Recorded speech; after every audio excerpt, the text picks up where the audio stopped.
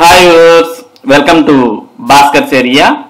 AP mega డిఎస్సికి సంబంధించి call letters అనేవి ప్రస్తుతం కొద్దిమంది అభ్యర్థులకు జనరేట్ అవుతూ ఉన్నాయి. వారి యొక్క క్యాండిడేట్ లాగిన్ లో మరి కాల్ లెటర్స్ కు సంబంధించిన సమాచారం కూడా కనిపిస్తుంది. ఇక్కడ మనం చూస్తూ ఉన్నాం, click here to view verification call letter అంటూ మనకు స్టార్టింగ్ లో మరి క్యాండిడేట్ ఎప్పుడైతే తన యొక్క లాగిన్ లోకి వెళ్తాడో అప్పుడే వెంటనే ఇక్కడ మనకు click here to view verification call letter అని కనిపిస్తోంది. మరి ప్రస్తుతం ప్రిన్సిపల్ పోస్ట్ కు సంబంధించినటువంటి అభ్యర్థులకు కాల్ లెటర్స్ అనేవి జనరేట్ అవుతున్నట్టుగా మనకు సమాచారం తెలుస్తోంది. కాబట్టి ప్రతి ఒక్క పోస్ట్ కు సంబంధించిన అభ్యర్థులకు కాల్ లెటర్స్ అనేవి జనరేట్ అవుతాయి. మరి ఎవరైతే కాల్ లెటర్స్ అనేవి జనరేట్ అవుతాయో అటువంటి అభ్యర్థులు కంపల్సరీగా మీకు సంబంధించిన ఫైల్స్ అనేవి అప్లోడ్ చేయాలి. అప్లోడ్ చేసిన వారే సర్టిఫికేట్ వెరిఫికేషన్ కు వెళ్ళాలి. ఎందుకంటే మీరు ఏవైతే సర్టిఫికేట్స్ అప్లోడ్ చేయడం జరుగుతుందో అటువంటి అప్లోడ్ చేసిన సర్టిఫికేట్స్ ను సర్టిఫికేట్ వెరిఫికేషన్ అప్పుడు మరోసారి ఆన్లైన్ లో మరి మీరు సబ్మిట్ చేసినటువంటి సర్టిఫికేట్స్ ను ఫిజికల్ గా మీరు ఇచ్చినటువంటి సర్టిఫికేట్స్ ను రెండింటిని టాలీ చేయడం కూడా జరుగుతుంది.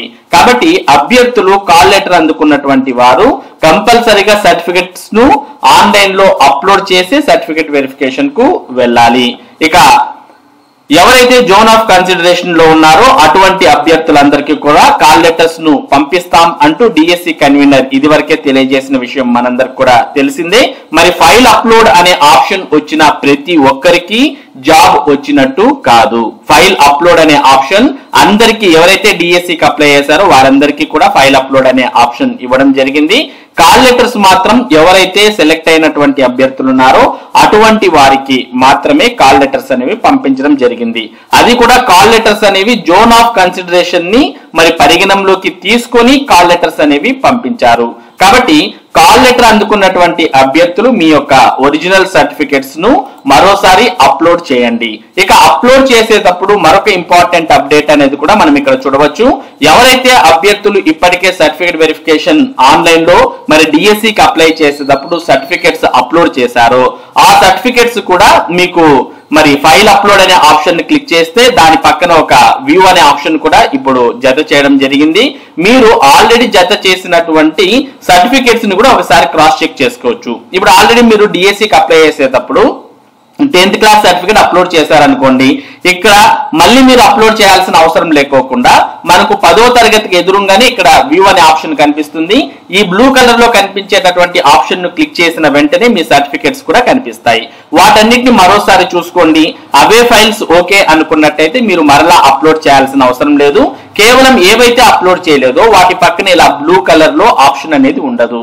అటువంటి వాటిని మీరు అప్లోడ్ చేయాల్సిన అవసరం ఉంటుంది. ఇక మరో ముఖ్యమైన విషయం ఏంటి అంటే ఇక్కడ గ్రూప్ బి అనే ఆప్షన్ కూడా కనిపిస్తుంది ప్రిన్సిపల్ పోస్ట్ కు అప్లై చేసినటువంటి వారికి. మరి గ్రూప్ బి అంటే ఏంటి అంటే గ్రూప్ బి పోస్ట్ లో మీరు పని చేస్తున్నారు. గ్రూప్ బి పోస్ట్ అంటే ఐదర్ ప్రిన్సిపల్ పోస్ట్ కావచ్చు, వైస్ ప్రిన్సిపల్ పోస్ట్ కావచ్చు. ప్రిన్సిపల్, వైస్ ప్రిన్సిపల్ అయితే మరి దానికి సంబంధించింది కావచ్చు, లేదా లెక్చరర్ కావచ్చు, లేదా హెడ్ మాస్టర్ కావచ్చు.